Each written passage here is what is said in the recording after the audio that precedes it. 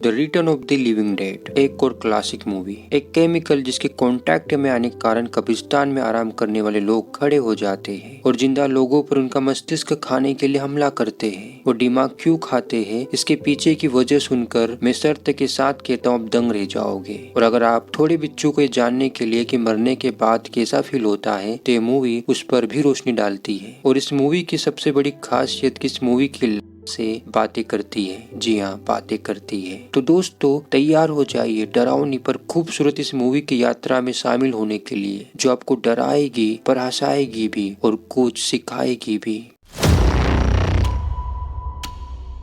तो मूवी की शुरुआत में एक सूचना दी जाती है कि ये मूवी ट्रू इवेंट पर आधारित है। इसमें जो कुछ भी दिखाया गया है वो सब सच है। हम इसके बारे में बाद में बात करेंगे। फिर हमें यूनिडा मेडिकल सप्लाई दुकान दिखाई जाती है। वैसे दुकान रियल है, आप इसे यहाँ पर देख सकते हो। इस दुकान में 3 लोग काम करते हैं। जेठालाल बट जो इस दुकान का मालिक है, फ्रैंक जो इस दुकान का नट्टू काका मैनेजर है, और पागा फ्रेडी जिसने आज ही दुकान ज्वाइन की है। बट का काम खत्म हो जाता है तो वो इन दोनों के भरोसे दुकान को छोड़कर वहाँ से चला जाता है। अब क्योंकि फ्रेडी ने आज दुकान ज्वाइन की है तो फ्रैंक उसे दुकान के सामान की जानकारी देने लगता है कि कौन सा सामान कहाँ पर रखा है। देखो फ्रेडी, इन्हें स्प्लिट डॉग से कहते हैं। हम इनके ऑर्डर बहुत मिलते हैं। चलो मैं अब तुम्हें दिखाता हूँ कि हम फ्रेश बॉडीज को कहाँ पर रखते हैं। हम इन्हें मेडिकल स्कूलों को और कभी कभी बैलिस्टिक टेस्ट के लिए अमेरिकी सेना को बेचते हैं। फ्रेडी की आंखें बॉडी को देखकर फटी की फटी रह जाती है। फ्रैंक, अब मैं तुम्हें बताता हूँ कि बॉडी शिपमेंट का फॉर्म कैसे भरते हैं। उसे देखना बंद करो। तभी हमें एक ग्रुप दिखाया जाता है। इसका नाम टीना है। वैसे आजकल इंडियन लड़कियों के नाम भी टीना होते हैं। 3-4 को तो मैं पर्सनली जानता हूँ। उनमें से एक हमारी सब्सक्राइबर भी है। तो उस टीना को हाय टीना। और ये वाली टीना फ्रेडी की प्रेमिका है और बाकी के लोग फ्रेडी के मित्र हैं। आज रात ये लोग पार्टी करना चाहते हैं पर इन्हें पार्टी करने के लिए कोई अच्छी सी जगह नहीं मिल रही। तभी कैसी है, चलो फ्रेडी के पास चलते हैं। उसे हमेशा पता होता कि पार्टी कहाँ करनी है। इधर फ्रैंक फ्रेडी को डराने के लिए कहानी सुनाता है। वो कहता है सन 1969 में पिट्सबर्ग के वीए हॉस्पिटल के मुर्दाघर में केमिकल लीक हो जाता है,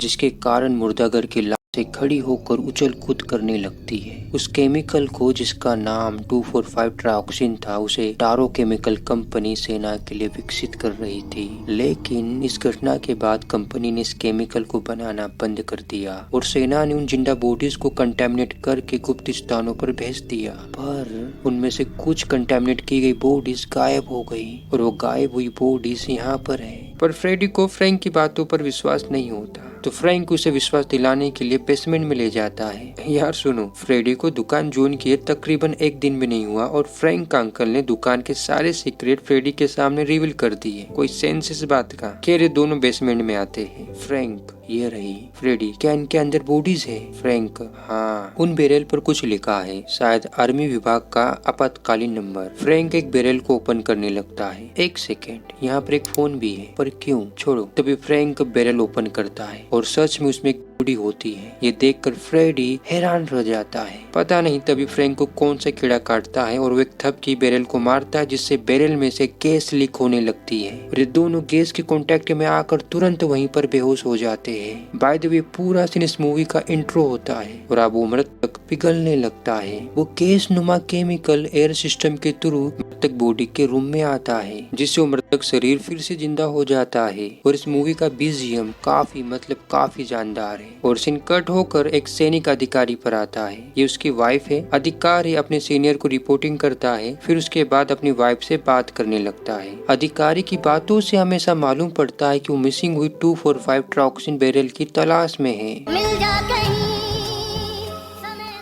सीन ग्रुप पर आता है। ये लोग फ्रेडी के पास आ रहे हैं। ये लोग फ्रेडी की दुकान के पास आ चुके हैं। तभी टीना, यालो मेरे बाबू की छुट्टी तो रात के 10 बजे होगी। अभी तो 8 ही बजे है। 8 बजे है ऐसा लग तो नहीं रहा, पर मान लेते हैं। अभी अमेरिकन बच्चे 2 घंटे क्या करेंगे? नहीं, क्या करेंगे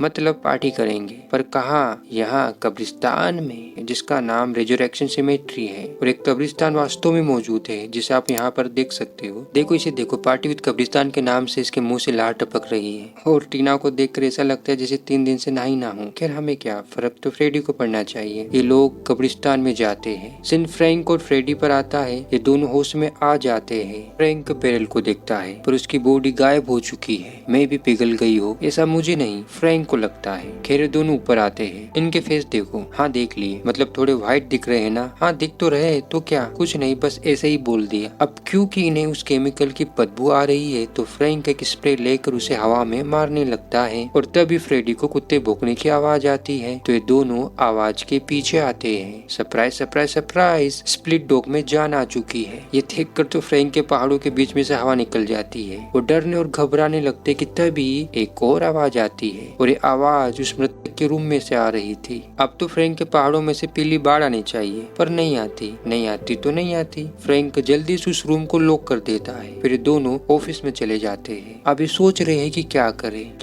तो फ्रैंक बट को फोन करता है और उसे स्थिति से अवगत कराता है। सीन थ्रेस पर आता है। अब जाकर मुझे पता चला कि छपरियों की जन्म माता कौन है। श्री थ्रेस जी ही जन्म माता है। और इसके बाद थ्रेस जो करती है उसे तो मैं यहाँ पर नहीं दिखा सकता, लेकिन उसकी इस हरकत से पक्का साबित होता है कि सोशल मीडिया पर अंग प्रदर्शन करने वाले छपरियों की राजमाता थ्रेस ही है। इधर बट फ्रैंक और फ्रेडी पर चिल्ला रहा है। चलो बट की स्थिति, I mean position, I mean condition, I mean situation समझ लेते हैं। ये लोग पुलिस के पास नहीं जा सकते क्योंकि इससे उनकी दुकान की शाखा, आई मीन रेपुटेशन खतरे में पड़ सकती है और बट पर पुलिस केस भी हो सकता है और उसे जेल भी जाना पड़ सकता है और फिर आर्मी का भी प्रकोप बट को झेलना पड़ सकता है। तो इन सारी संभावनाओं को टटोलने के बाद ये सभी लोग सबूत मिटाने की प्रक्रिया में जुट जाते हैं। सबसे महत्वपूर्ण सबूत उस कमरे में बंद है तो इन्हें वो सबूत मिटाना है, पर कैसे? तभी but night of the living dead movie का रेफरेंस मुंह पर फेंक कर मारते हुए बोलता है कि उस मूवी में सिर पर मारने से मर गए थे ना फ्रैंक। हाँ बट तो हम भी ऐसा ही करेंगे। वो एक कुल्हाड़ी लाता है और फ्रैंक को देता है और कहता है ये रायता तुमने फैलाया है तो तुम इसे समेटो। तुम एक कुल्हाड़ी लेकर यहाँ पर खड़े रहो और वो जैसे ही बाहर आएगा तो तुम उसके सिर पर हमला कर देना, ठीक है? और तुम फ्रेडी वहाँ पर क्या कर रहे हो? तुम डोर के पास खड़े रहो। बट दूर चला जाता है। ओए बट, सबसे बड़ी गलती तो तेरी है, तूने इन बैरल्स को अपनी दुकान में क्यों रखे? और अब दूर भाग रहा है। खैर वहाँ से बट फ्रेडी को लॉक का कोड बताने लगता है। फ्रेडी डोर खोलता है और जैसे ही डोर खुलता है तो मृतक तेजी से भागकर बट पर हमला कर देता है। आज का ज्ञान वित्तमोए बाबा। देखिए, समस्याओं से जितना दूर भागोगे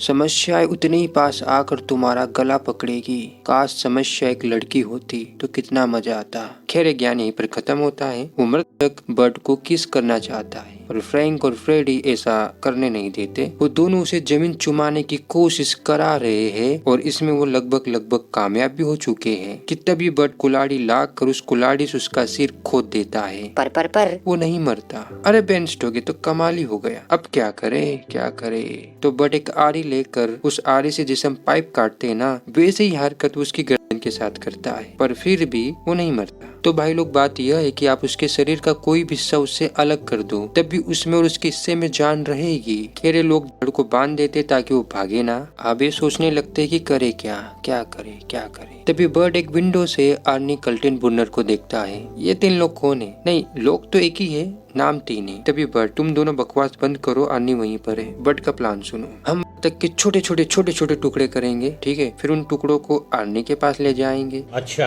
आर्नी के पास खुद का एक क्रोमेटोरियम है, ठीक है, समझ गया। तो मैं उसे अपनी 25 साल की दोस्ती का वादा देकर, यानी कि उसे इमोशनल फूल बनाकर उन टुकड़ों का हम उससे उसके क्रोमेटोरियम में जलवा देंगे। व्हाट एन आइडिया सर जी। सीन एक और छपरी, आई मीन केसी पर आता है। आप इसे छपरियों की माँ से बोल सकते हो। उसे ऐसा लगता है उसने फ्रेडी को देखा, पर चक बोलता है नहीं, वो फ्रेडी नहीं हो सकता, भला वो मुर्दा घर में क्यों जाएगा? बात तो सही है। तभी हमें आर्नी दिखाया जाता है। उसके बाल देखो। मैं इसके बारे में बात नहीं करना चाहता था, पर अब कर ही लेते हैं। हमें यहाँ पर भिन्न भिन्न प्रकार के बाल और उनके स्टाइल देखने को मिलती है। तुम केसी के बाल देखो, जैसे मिट्टू के माफिक। एक राज की बात बताऊं, केसी के बालों में मिट्टू का घोंसला है, जहाँ रोज मिट्टू एक अंडा देता है। इसके बाद तुम थ्रेस के बाल देखो, क्या बाल है, एकदम रंगीन। और सोचो बालों को किस तरह से सेट किया गया होगा, मतलब कमाल, लाजवाब, अद्भुत है। आपको पता है ये दुनिया का 8वां अजूबा है। फिर तुम स्पाइडर के बाल देखो, घोड़े के पूंछ के माफिक लंबे। स्पाइडर के बालों के लिए एक शायरी है, जरा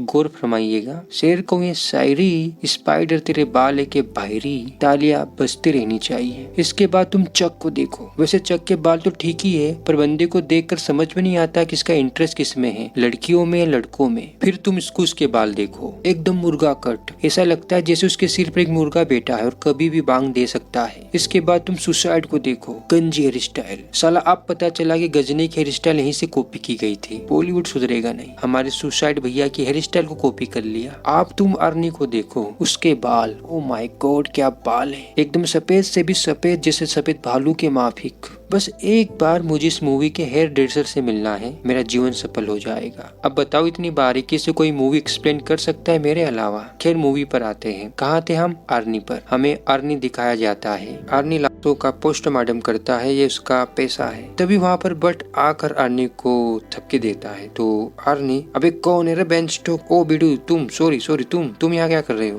बट यार मुझे तुम्हारी एक मदद चाहिए, अगर तुम बुरा ना मानो तो मैं बाहर खड़े मेरे लोगों को अंदर ले आऊं। ले ही आता हूँ, तुम बुरा क्यों मानोगे? अर्नी का रिएक्शन देखो, उसे बुरा तो लगा है। फ्रेडी फ्रैंक अंदर आते हैं, बट अर्नी को बताता है कि इन काली थैलियों में क्या है, पर अर्नी अपन को विश्वास ही नहीं होता। बट चल तुझे मैं एक डेमो दिखाता हूँ। वो उसे एक हाथ दिखाता है, वो हाथ अर्नी के पैर छूने लगता है, इससे अर्नी की फट जाती है पैंट फट जाती है। बट डेमो कैसा लगा? भाई अर्नी की तो सिट्टी बिट्टी गुल हो गई। इधर टीना स्पाइडर से टाइम पूछती है। मिथुन हेयर कट रखने वाले स्पाइडर बताता है 10 बजने वाले हैं। ये सुनकर टीना, मैं अपने फ्रेडी बाबू को देखने जा रही हूँ। तुम टीना की चलने की स्टाइल देखो, कमाल है, कैसे कर लेती हो तुम्हें। वो दुकान की तरफ जा रही है, वो दुकान के पास आती है। उधर आर्नी मदद करने के लिए तैयार हो जाता है, पर वो एक फेवर मांगता है। तो बट, अरे बस तू मेरी एक बार मदद कर दे, मैं तेरे हर फेवर को पूरा कर दूंगा। बट ध्यान से कहीं वो तेरी जीपे ना मांग ले। आर्नी, चलो वीडियो इस समस्या को निपटाते हैं। हमें क्रोमोटोरियम दिखाया जाता है। आर्नी क्रोमोटोरियम चालू करता है, बट और आर्नी उन टुकड़ों को क्रोमोटोरियम की जाली पर रखने लगते हैं। नहीं तुम फ्रैंक और फ्रेडी को देखो, कुछ तो गड़बड़ इनके साथ दया। आर्नी उन टुकड़ों का दाह संस्कार कर देता है, टुकड़े जलने लगते हैं, उनका धुआं चिमनी से निकलकर बादलों में जाने लगता है और तभी बारिश होती है दोस्तों।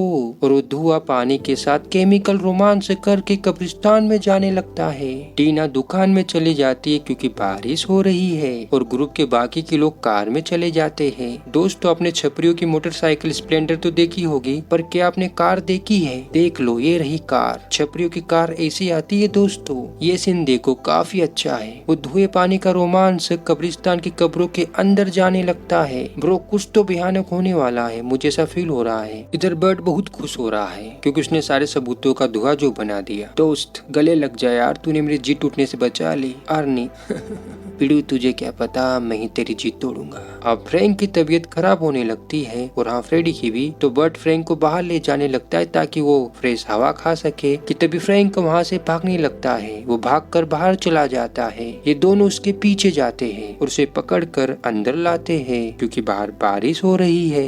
अब क्योंकि इन दोनों की तबीयत काफी खराब हो चुकी है, तो आर्नी पैरामेडिक्स को फोन करके उन्हें मदद के लिए बुलाता है। सीन कब्रिस्तान में आता है जहाँ से कुछ रोमांटिक आवाजें आ रही है, सुनो। टीना फ्रेडी को ढूंढने लगती है, उसे फ्रेडी की कैब मिलती है। वो शोर आगे बढ़ती है, वो नीचे जाने लगती है, वो खुली बैरल के पास आती है, वो उसे देखने लगती है और तभी हमें उस बैरल की मृतक दिखाई जाती है जिसका नाम टर्मन है। टीना उसे देखकर लगभग मर ही जाती है। टर्मन उसे देखकर ब्रैन बोलता है, बोलने वाली वही बोलने वाली लाश। टीना वहाँ से भागने लगती है, वो सीढ़ियों से ऊपर जाने लगती है कि तभी एक सीढ़ी टूट जाती है। टीना लटक जाती है, टर्मन उसके करीब आने लगता है। सीन ग्रुप पर आता है। चक बोलता है, मुझे लगता है हमें टीना के पास जाना चाहिए क्योंकि एक कार बारिश का पानी झेल नहीं पाएगी। और इन सभी को चक की बात सही लगती है और सभी टीना के पास जाने लगते हैं। टीना धड़ाम करके नीचे गिरती है, लगा तो होगा उसे कहाँ बट में। वो भागकर एक लोहे की अलमारी में चली जाती है और अलमारी बंद कर लेती है। टर्मन की चाल देखो, क्या चाल है, काफी बढ़िया है। ये लोग दुकान की तरफ आ रहे हैं। टर्मन अलमारी तोड़ने की तैयारी कर रहा है। इस मूवी की मृतक काफी बुद्धिमान है और इनकी बुद्धिमानी का पता आपको आगे भी चलता रहेगा। सुसाइड और बाकी के लोग दुकान में आते हैं। टर्मन अलमारी तोड़ रहा है, टीना चिल्ला रही है। ये लोग टीना की आवाज सुनकर उसकी तरफ आने लगते हैं। सुसाइड, अरे बेन स्टॉक यहाँ पर हो क्या रहा है? टर्मन अलमारी तोड़ देता है, तभी सुसाइड पर्दे को हटाता है। बस यही गलती कर दी तूने, पर्दा नहीं हटाना था। टर्मन उसे देखकर उसकी टकले प्यार से चूम लेता है और ये चुम्मी काफी खतरनाक होती है जिससे उसके प्राण निकल जाते हैं। बाकी के दोस्त पहले तो पूरा कांड आराम से देखते हैं फिर भाग जाते हैं। स्पाइडर डोर बंद कर देता है। पैरामेडिक्स आ चुके हैं, वो 2 हैं। वो लोग फ्रेडी और फ्रैंक की जांच करते हैं। उन्हें जांच में पता चलता है कि इन दोनों की पल्स नहीं चल रही। हार्ट बीट वो तो गायब है, बीपी वो तो है ही नहीं, और शरीर का टेम्परेचर गिरकर -70 डिग्री हो चुका है। दूसरे शब्दों में कहे तो ये दोनों मर चुके हैं। यही बात तो पैरामेडिक्स को समझ में नहीं आ रही, पर अब उनको आ चुकी है। बिकॉज आई एम बुद्धिमान। स्पाइडर ने दरवाजा सील कर दिया है। फिर ये लोग दुकान से बाहर निकल जाते हैं। क्यों निकले, वहीं रहते। अगर आप ये सोच रहे हो, मैं भी उन्हें लगा हो कि वहाँ और भी खतरा हो। ये लोग फिर से कब्रिस्तान में आते हैं और एक जगह पर रुक जाते हैं कि तभी कब्रों में आराम करने वाले लोग कब्रों से बाहर आने लगते हैं ताकि वो लोग उनके साथ पार्टी कर सके।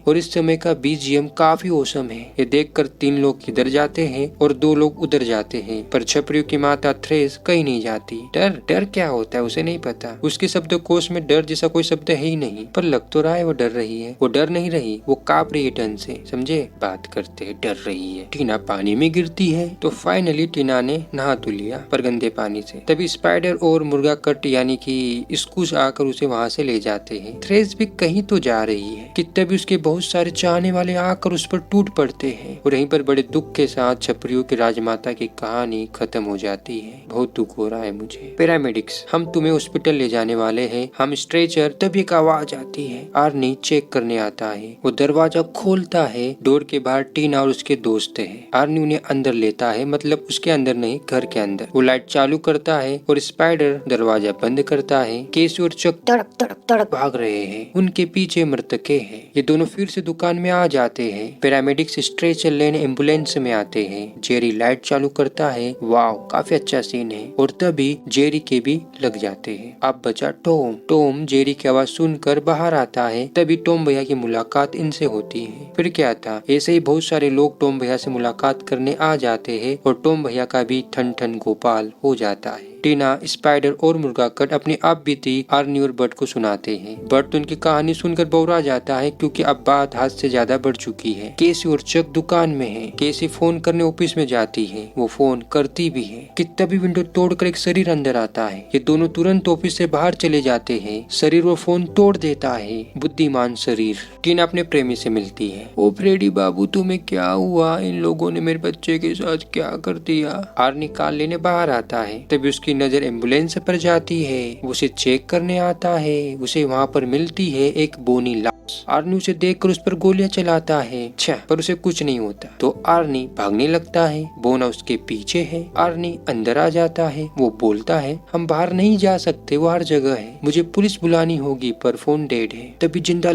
से हमला कर देती है। ये लोग उन्हें रोकने लगते हैं और इस समय का पीछे वाला संगीत बीजीएम इस सीन को और भी अच्छा बना देता है। तभी एक लाश वायरलेस फोन पर बात करके और पैरामेडिक से बुला लेती है। देखा कितनी बुद्धिमान है लाश। ये तो कुछ भी नहीं है, आगे देखना क्या क्या होता है। इन लोगों ने सारी विंडोज अच्छे से सील कर दी है। ये लोग वापस से फ्रैंक और फ्रेडी के पास आ जाते हैं। मुर्गा कट और मिथुन कट बट से पूछते हैं, ये अंकल तूने मेरे दोस्त के साथ क्या किया? तभी बट उन दोनों को फ्रैंक और फ्रेडी की करतूत बताता है। वो कहता है ये जो कुछ भी हो रहा है ना, इन दोनों के पीछे यही 2 जीनियस है। इन दोनों ने पता नहीं कौन सा केमिकल लीक कर दिया और उसके कांटेक्ट में आने के कारण इन दोनों की तबीयत ऐसी हो गई। तभी इन्हें एम्बुलेंस की आवाज आती है। ये लोग एम्बुलेंस को देखने लगते हैं और जैसे ही पैरामेडिक से बाहर आते हैं तो लाश से उन पर हमला कर देती है। तभी इन्हें विंडो टूटने की आवाज आती है। ये लोग विंडो के पास आते हैं और मृतकों पर हमला कर देते हैं। आर्नी और मुर्गा कट बोट लगाने लगते कि तभी एक शरीर उसका हाथ पकड़ लेती है। वो उसे खींचकर उसके माथे पर एक जहरीली चुम्मी देती है, बट उस शरीर पर हमला करता है जिससे वो शरीर स्कूस के साथ अंदर आ जाता है। आर्नी विंडो को एक बड़े से बोर्ड से बंद कर देता है। मुर्गा कट मर चुका है। एक और छपरी लाशों के हाथों शहीद हो गया। मैं पूछता हूँ कब रुकेगी छपरियों की कुर्बानी? तभी आर्नी उस शरीर को मारने से मना कर देता है ताकि उसका एग्जामिनेशन कर सके। वो लोग उस औरत शरीर को बांध देते हैं। आर्नी उससे बात करने लगता है। वो पूछता है तुम लोगों को क्यों खाते हो? तभी औरत शरीर जवाब देता है, जी हाँ जवाब देता है, हम लोगों को नहीं खाते, उनका दिमाग खाते हैं। आर्नी, हाँ तो क्यों खाते हो दिमाग? और भी चीजें खाने के लिए। औरत शरीर दर्द के कारण। आर्नी, मतलब औरत शरीर मरने के कारण दर्द होता है सफेदू, मरने के बाद दर्द मिलता है सफेदू। आर्नी, क्या बात है, लेकिन जब तुम दिमाग खाते हो तब क्या होता है? औरत शरीर, हमें दर्द से राहत मिलती है, दर्द गायब हो जाता है। तभी सीन पुलिस पर आता है। उन्हें सूचना मिलती है कि 2 एम्बुलेंस ईस्ट पिडमोट जिला से गायब हो गई। केसी और चक निराशा के साथ दुकान में बैठे हैं। कहाँ है निराशा? निराशा उनके अंदर है। इधर फ्रैंक और फ्रेडी को एक दूसरे रूम में शिफ्ट किया जा रहा है। टीना, मैं अपने बाबू को छोड़कर कहीं नहीं जाऊंगी। तो बट ठीक है।